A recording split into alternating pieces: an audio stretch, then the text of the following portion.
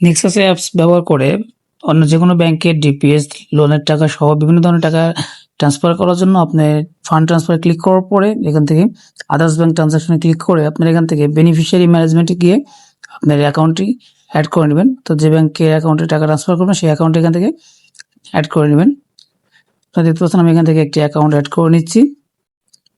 থেকে একটি account add করার পরে আপনার এখান থেকে চাইলে অ্যাকাউন্টে অ্যাড করার পরে আপনি এখান থেকে চাইলে ইনস্ট্যান্ট কিংবা রেগুলার যে কোনো উপায়ে থেকে আপনি টাকাটা ট্রান্সফার করতে পারেন।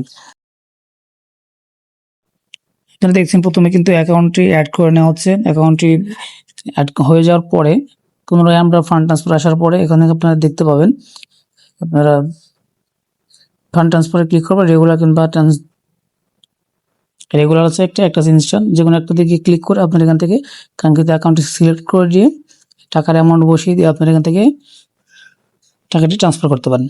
সো যদি ভিডিওটি ভালো লেগে থাকে অবশ্যই লাইক করুন, শেয়ার করুন, চ্যানেলটি সাবস্ক্রাইব করে বেল আইকনটি ক্লিক করে দিবেন। ধন্যবাদ সবাইকে।